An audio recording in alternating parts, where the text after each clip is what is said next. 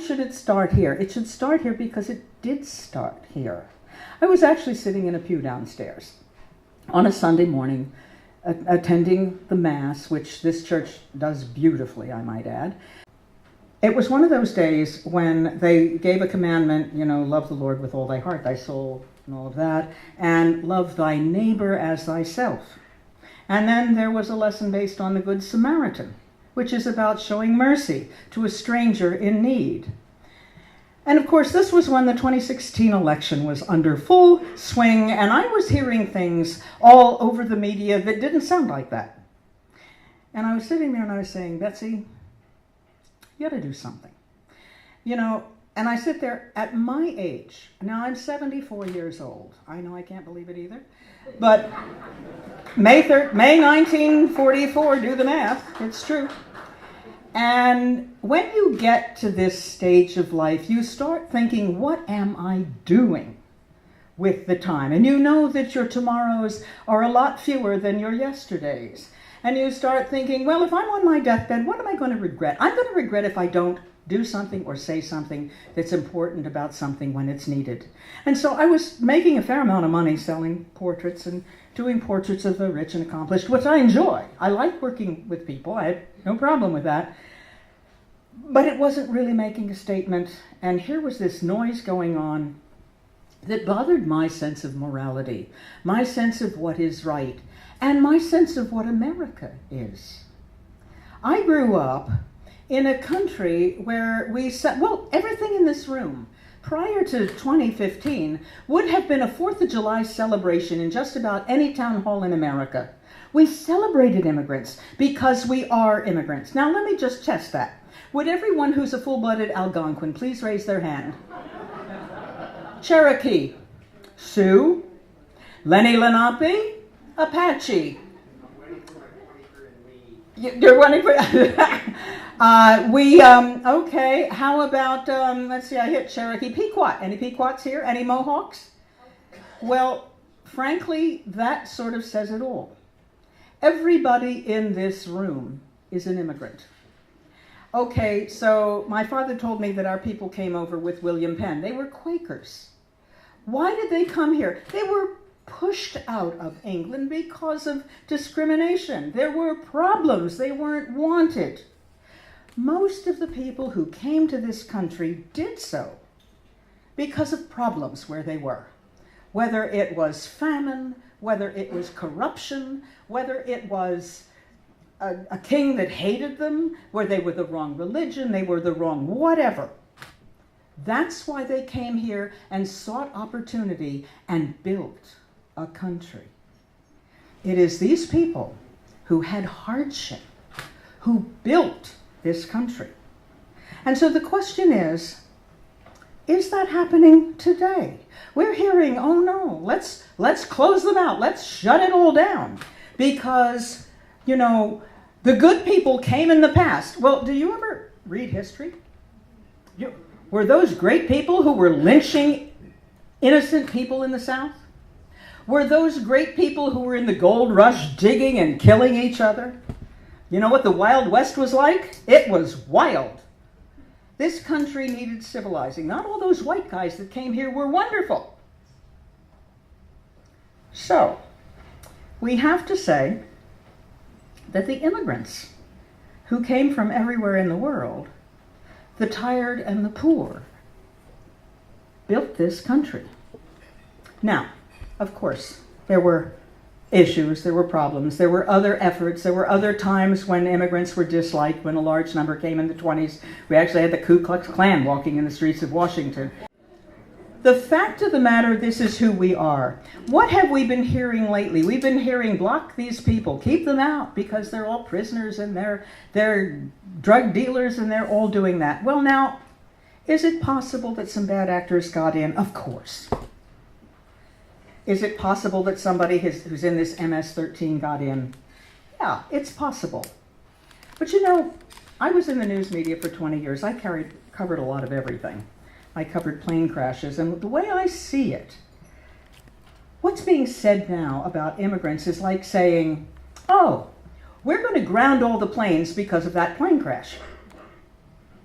We're going to keep all the planes out of the country because a plane crashed. And of course, when that happens, we know it's horrible. People die, and it gets massive coverage on the media. I covered one in Washington in 1977. It was 4 days. We were still bringing frozen bodies out of the Potomac River. It's horrible. But why don't we ground the planes? And the reason we don't is that because 8 million people landed safely that day, and the day before, and the day before, and the day before, and the day before, and we know that air transportation is a good thing. Well, folks, it's time to balance the story. And the story is the immigrants are the 8 million people that landed safely that day, and the day before, and the day before, and the day before that. And they are the people who built this country. I just decided that with my weird combination of talents, which, I was sitting again in the pew, and I was saying, well, what should I be doing? And one of the things, okay, do something, say something, so I can paint and I speak and write and all that. Well, put it all together and try to remind America of who we are. Try to remind America that we are all immigrants. Try to remind America that this is the beauty of this country. It's that strength, it's that resilience, it's that stamina that has done it. And how do you do it? Just go out and talk to the people who are immigrants today. And that's what I did, and I just started in my own neighborhood. I live in Long Island City. I speak to hundreds of immigrants a day. I certainly see hundreds when I'm running around on the subway. But I started over here with Eddie. Where are you? He's here, our poster boy. Eddie Rigo over there from Brazil. You've got to read his story, and you want to talk to him. He is darling. So Eddie ran a place called Caffeina Espresso Bar, and that I had a 5-block commute from my loft into my studio, and as Caffeina Espresso Bar was halfway there, well, of course, I had to go in and get my cappuccino every morning, and I got to know Eddie, and I said one day, where are you from? And he said, Brazil. I said, why'd you come here? Well, after his family owned a group of pizza parlors in Sao Paulo.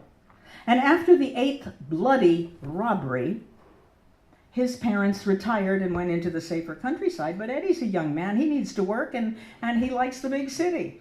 So he goes online and decides, does anybody need a pizza man? And lo and behold, he comes to New York State. I won't tell you the rest of the story. You want to hear it from him, and you want to just read it over there. This man, well, now he's so hot. Somebody in Brooklyn has got him starting some new place, and we've all got to go there. We've all got to go there some night. Anyway, so let's take some of the other people. Rika Singh, right here. Rika, there. Lovely woman. Her father, for education. Her father was the first man to leave his village in India. Came to become a veterinarian in Missouri. Comes by himself with the wife and the 2 little girls at that point are left with grandparents in the village in India. The mother comes 3 years later. He sends for her when he's finished that leg of the education. 3 more years later before Rika and her sister come, because of course then he's finished and got his veterinary degree and finally has a job. He wound up working with Banquet Foods, right? And then he lo and behold becomes the man in the United States Department of Agriculture who is inspecting all of our meat and making sure we have safe meat to eat, right?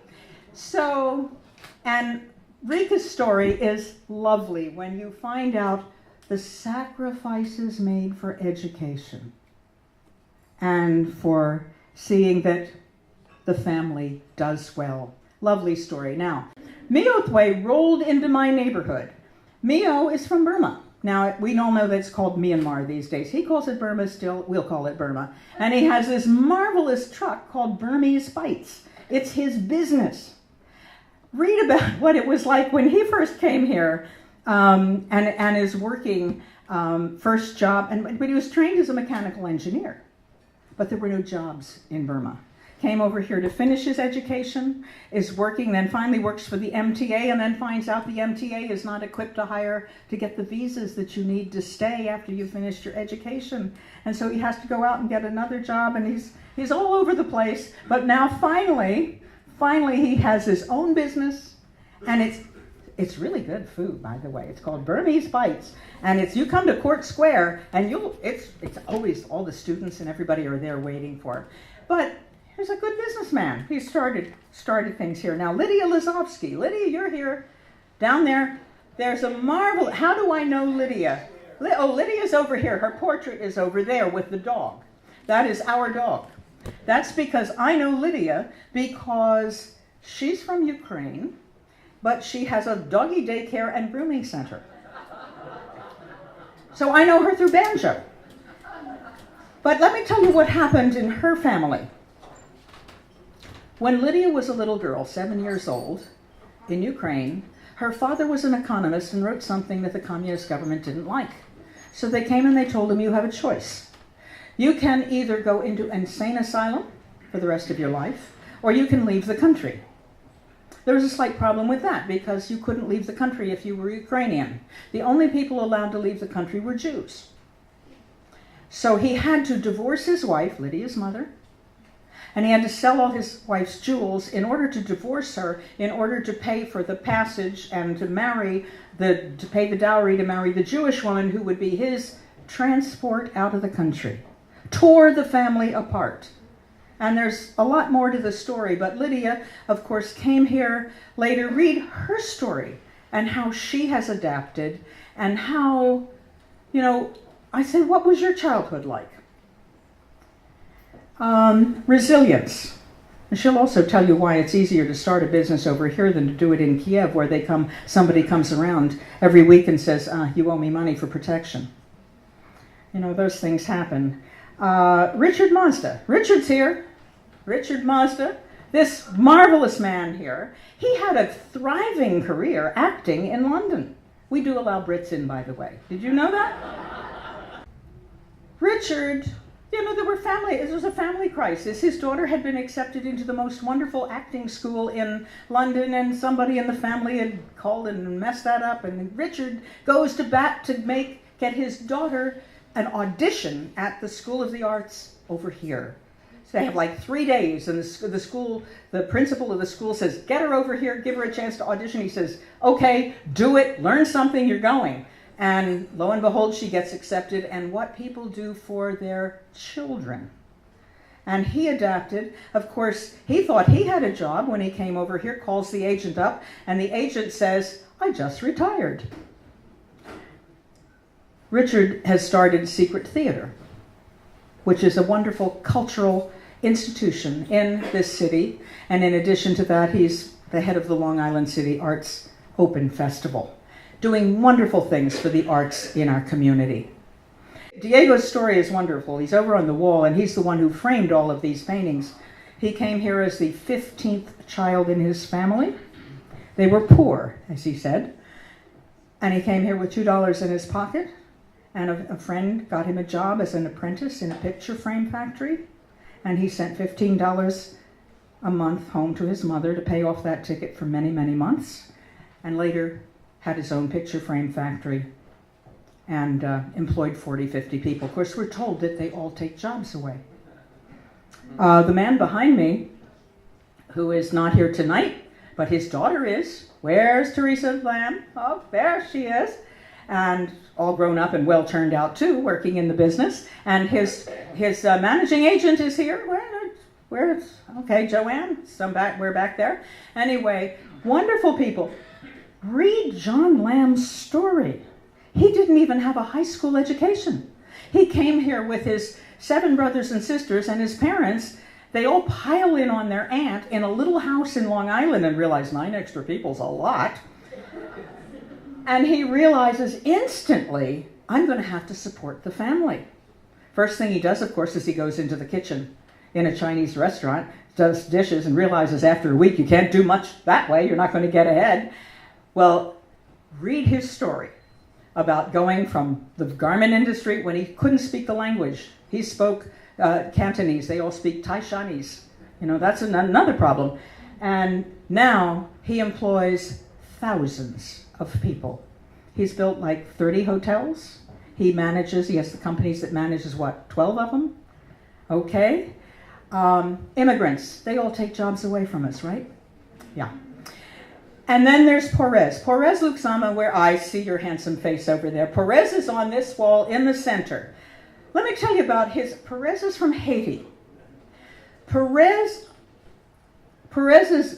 father's parents were assassinated by Papa Doc Duvalier, and his father fled the country, and then eventually came back when there was a government change. His mother worked for the Roman Catholic Church, and they had a priest, Aristide. When Aristide was deposed by a military coup, his mother disappeared. They didn't know where she was for months and months and months. Finally, they discovered she had been exiled by the military. She managed to make her way up to Brooklyn and then eventually get her children to Brooklyn, where, of course, these nice boys got beaten up because they didn't speak English. And so the tough kids thought they were stupid and just beat them up. Perez now is a teacher in a public junior high school here in New York City, in Brooklyn. He teaches math and science to kids, many of who don't know who their father, they don't have any relationship with a father. He dresses to teach the way he's depicted in that picture, to value an education, to teach these kids. And he is also a surrogate father to these kids. Shows them what a father is, what a teacher is, what education means. These are our immigrants, folks. This room is filled with today's immigrants. And I dare say the immigrants and the refugees today, well, he's a refugee, the refugees today, they're the same stories that we heard generations and generations past. They're just as good. This is what America is. I dare say this is what makes America great. You've heard that phrase, but we're not going to be political. Anyway, I want you to read the stories. And when you realize what all of these people have done, you'll realize there's an interesting good economic effect. Wherever you're welcoming, wherever you have trade, wherever you talk and meet with the world, things build and grow. Read the surprising facts about immigrants over on that banner over by the window. That's true. It's absolutely the truth. It comes from a nonpartisan research group. And finally, I would hope that you would sign my book. I would hope that you would take one of the bookmarks. They all have my email on it. Email's always the best way to reach me. We have a new website, portraitsofimmigrants.com. It's very easy. Please go there. That says a lot about this.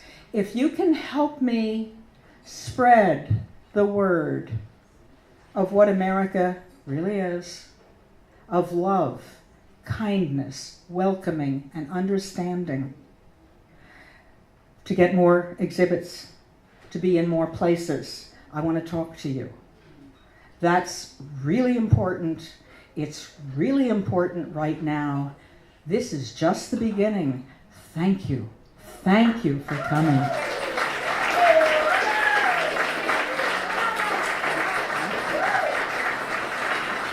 Thank you. Thank you. Enjoy. Enjoy.